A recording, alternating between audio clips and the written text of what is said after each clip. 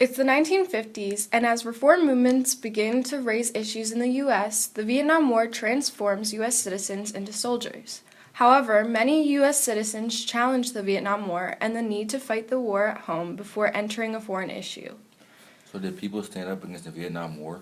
Yes, people did stand up for their opinion, and their movements against the war are called the anti-war movements. To understand the anti-war movements of the 1960s, you first have to know what was happening to cause an outburst of opinions concerning the Vietnam War.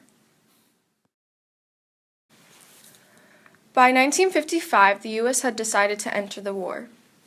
North Vietnam favored communism and were very controlling, while South Vietnam was pro-Western. The U.S. entered the Vietnamese War to prevent the spread of communism. While the war began, the draft lottery for soldiers became more frequent, and those drafted were 18 years old or older. This included college students. Could you imagine having to leave your education and your future potential to fight in a war you may not come back from? Many could not imagine fighting in the war, and that is why there were many college campuses which protested the war. By 1965, U.S. involvement with the war has grown, with a small and outspoken liberal minority. That minority, including many college students, began to raise up the issue with the U.S. war policy with Vietnam. Many of the anti-war marches and peace protests on college campuses were organized by Students for a Democratic Society, SDS, a group that is known for its activism against the Vietnam War.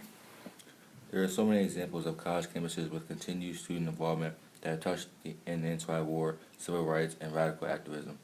One instance of a student strike was at the University of Washington, where students called for a strike on May 4th after a shooting of an innocent student at Kent State. Students attended the strike and charged the streets and downtown. This was not the first instance of student activism. There were many on-campus protests to follow. Did anti-war issues become national, or were the movements just held on campuses? There were both national and campus movements that involved all sorts of people.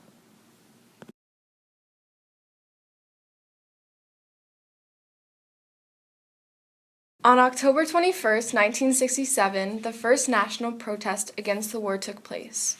A rally of 100,000 people at the Lincoln Memorial transformed into 30,000 to 50,000 people marching to the Pentagon, all supporting the anti-U.S. involvement in the Vietnam War. After the first national protest, there were many others that followed. But was the anti-war movement successful? The anti-war movement made the Vietnam War the most public war as of 1965, and with the persistence from the movement and other factors, the anti-war movement influenced President Nixon's decision to make peace by the use of the Paris Peace Treaty.